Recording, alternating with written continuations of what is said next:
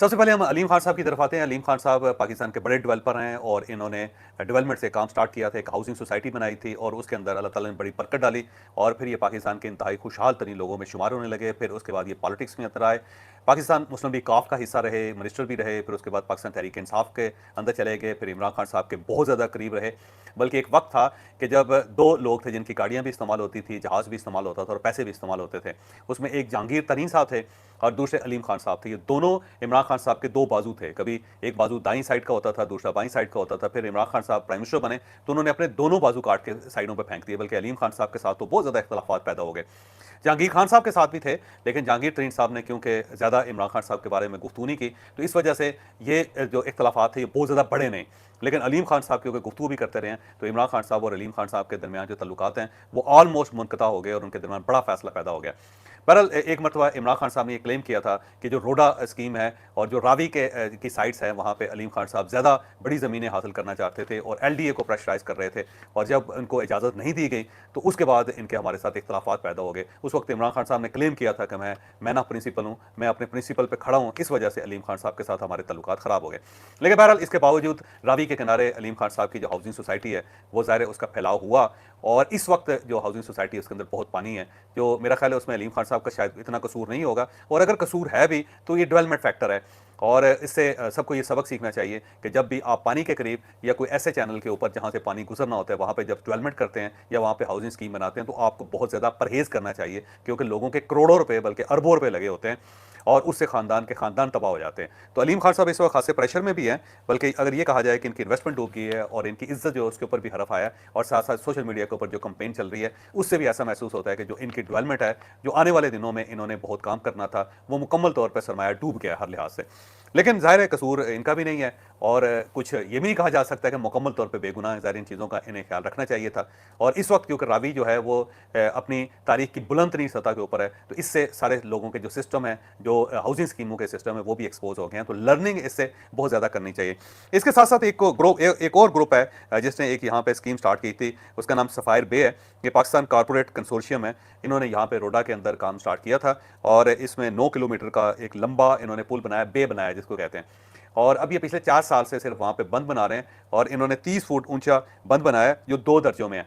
यानी कि अगर पानी आए तो पहला एक स्टेप होगा जहाँ से इस पानी को रोका जाएगा और अगर वहाँ से भी पानी ऊपर चला जाता है तो फिर दूसरा स्टेप है जो इस पानी को रोकेगा। फिर उसके बाद वहाँ पे कंस्ट्रक्शन स्टार्ट होगी। तो ये जो ग्रुप है इसने 4 साल में कोई वहाँ पे कंस्ट्रक्शन नहीं की। इसने सिर्फ और सिर्फ वहाँ पे बंद बनाए हैं ताकि पानी को रोका जा सके। अब देखें इनकी गुड लक कि अभी कंस्ट्रक्शन होने से पहले या ये हाउसिंग स्कीम लॉन्च करने से पहले ही यहाँ पे इंतहा दर्जे का सैलाब आ गया। और ये जो सैलाब है, ये जो पहला दर्जा है उसको भी उस तक भी नहीं पहुँच सका, इससे उसको भी टच नहीं किया। तो ये उनकी ब्लेसिंग है अल्लाह ताला की इनके लिए कि इन्होंने पहले अपने सिस्टम को चेक कर लिया और अब लोग कंपैरिजन कर रहे हैं कि एक साइड पे अलीम खान साहब की हाउसिंग स्कीम है जिसके अंदर 5-5 फुट पानी खड़ा हुआ है या 5-5 फुट पानी गुजर रहा है, और दूसरी साइड पे ये लोग हैं कि जिन्होंने अपनी स्कीम लॉन्च करने से पहले ही एक ऐसा इंफ्रास्ट्रक्चर बनाया कि जिसमें इनका जो सैलाब का जो टेस्ट है उसके अंदर भी ये पूरी स्कीम पास हो गई। तो लोग सफ़ायर बे का कंपैरिजन कर रहे हैं इनके अलीम खान साहब की हाउसिंग सोसाइटी के साथ। तो मेरा ख्याल है अगर इस स्पिरिट से काम किया जाए तो आने वाले दिनों में बहुत फ़ायदा हो सकता है।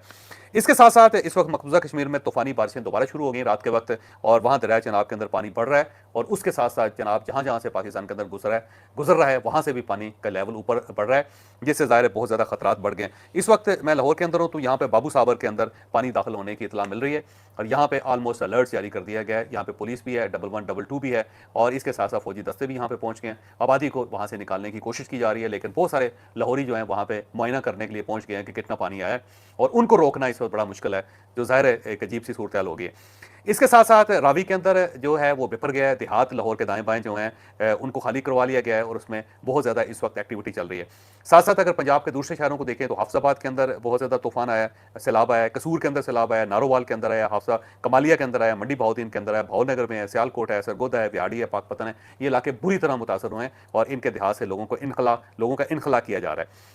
इसके साथ साथ पंजाब के अंदर इस वक्त 28 अमवात हो चुकी हैं इस सैलाब की वजह से और उसके अंदर सिर्फ सियालकोट के अंदर 16 लोग हलाक हुए हैं और ये सब सैलाब की वजह से हुआ है। कुछ दीवारें गिरने से, मकान गिरने से उसके नीचे आके दुनिया से रुखसत हो गए हैं और कुछ डूब के हलाक हो गए हैं।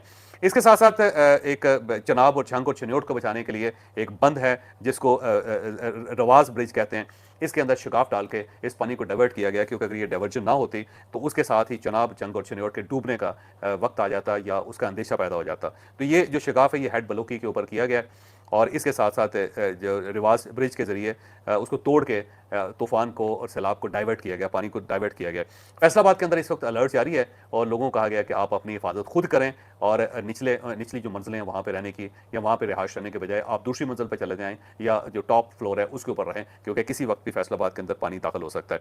इसके साथ साथ कसूर को बचाने के लिए रहीम यार बंदा है, ये रहीम यार खान नहीं है, याद रखिएगा, उसको तोड़ने का फैसला किया गया कि उसके ऊपर बम लगा दिए गए और जो ही पानी थोड़ा सा मजीद बढ़ेगा तो कसूर को बचाने के लिए इस बंद को तोड़ना पड़ेगा ताकि पानी जो है वो शहर के अंदर दाखिल ना हो।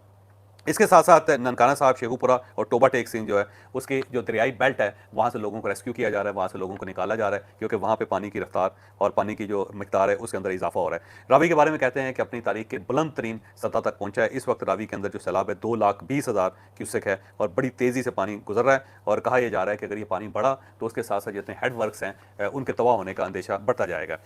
तो ये सारी खबरें थी सैलाब की।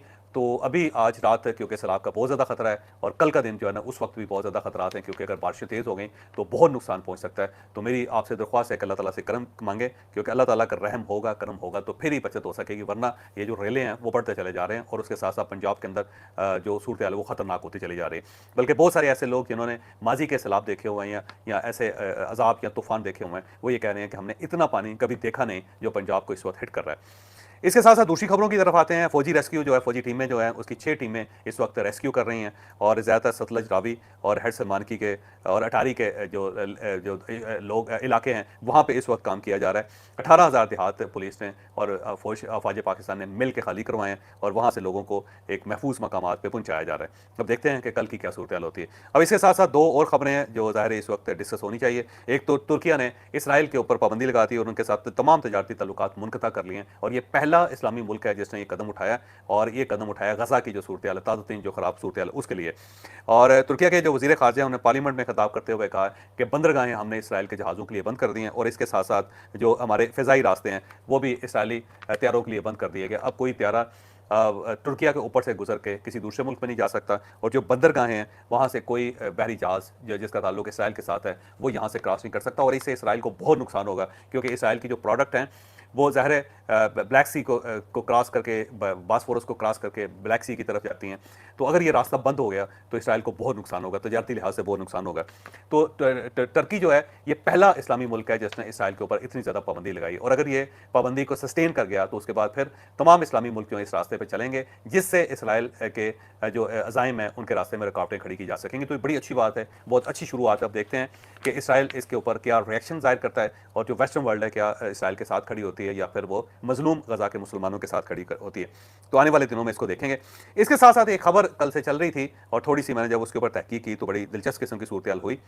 आपको याद होगा कि 2022 में पाकिस्तान ने अफगानिस्तान को राज़ी करने की कोशिश की थी कि आप टीटीपी को कंट्रोल करें क्योंकि ये पाकिस्तान के ऊपर अटैक कर रहा है। तो उस वक्त अफगान गवर्नमेंट ने एक ऑप्शन दिया था पाकिस्तान को कि अगर आप हमें कुछ सरमाया फराहम कर दें तो हम इन सब लोगों को उठा के पाकिस्तान के बॉर्डर्स के से उठा के इनको या सेंटर में ले जाते हैं अफगानिस्तान के, या फिर जो एक्सट्रीम बॉर्डर्स हैं जो पाकिस्तान से बहुत दूर हैं, 400, 500, 600 किलोमीटर दूर हैं, वहाँ पे इनको आबाद कर देते हैं। उस वक्त एम्बेसडर मोहम्मद सादिक साहब ज़ाहिर स्पेशल एनवाय थे और वो ये डायलॉग भी कर रहे थे और डील करने की कोशिश भी कर रहे थे। उस वक्त गवर्नमेंट के कुछ लोगों ने कहा था कि अगर इनको 10-15 अरब रुपए दे के अगर ये मामला सेटल किया जा सकता है तो उसमें कोई हर्ज नहीं है। लेकिन जहाँ तक मुझे याद पड़ता है उस वक्त सफ़ीर मोहम्मद सादिक साहब नहीं माने थे। उन्होंने कहा जी अगर आपने ये पैसे दे दिए तो उसका फ़ायदा कोई नहीं होगा, क्योंकि ये पैसे खा जाएंगे और कुछ अर्से के लिए कहीं चले जाएंगे और उसके बाद दोबारा पाकिस्तान के बॉर्डर पर बैठ जाएंगे, तो फिर हमें हर मरतबा इनको तावान देना पड़ेगा, हर वक्त हर मरतबा हमें इनको टैक्स अदा करना पड़ेगा। तो इस तरफ नहीं जाते।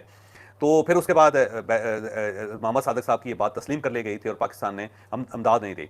लेकिन जो मुल्क दरमियान में निगोशिएट कर रहा था वो ज़ाहिर हमारा अरब दोस्त मुल्क है, उसने अपनी तरफ से मामलात को सेटल करने की कोशिश की और उसने $60 लाख अफगान गवर्नमेंट को दिया था उस दौर में और उनसे ये दरख्वास्त की थी कि आप इन रकमों से इनके लिए सेंटर के अंदर जाके घर बना दें, आबादियाँ नहीं आबाद कर दें और इनको पाकिस्तान के बॉर्डर से दूर ले जाएं ताकि ये किसी किस्म की एक्टिविटी न कर सके। और शुरू में ये बताया गया कि बहुत सारे लोग जो हैं या ख़ानदान हैं उनको शिफ्ट कर दिया गया, लेकिन फिर कुछ अर्से बाद जाके देखा गया कि जिन आबादियों के अंदर इनके घर बनाए गए थे वहाँ ये शिफ्ट नहीं हुए और अगर हो भी गए हैं तो फिर दोबारा वादी तीराक जो है उसके किनारे पर बैठे हुए थे और उसके अंदर दाखिल हो गए थे और फिर दोबारा इन्होंने एक्टिविटी करनी शुरू कर दी। तो अब ये इन्वेस्टिगेट किया जा रहा है कि वो 60 लाख डॉलर जो हैं वो किस साइड पे चले गए हैं, क्योंकि 60 लाख डॉलर बड़ी रकम होती है और वो सारी की सारी 6 मिलियन डॉलर जो है वो अफगान गवर्नमेंट खा गई या फिर अफगान गवर्नमेंट के जो साथी थे वो खा गए। तो अब इसके ऊपर तहकीकात हो रही हैं और मेरा ख्याल है जो एम्बेसडर मोहम्मद सादिक ने जो उस वक्त तजवीज़ दी थी वो 100% दुरुस्त साबित हुई कि अगर हम इनको पैसा देंगे तो हमें फिर मसलसल पैसे इनको देने पड़ेंगे।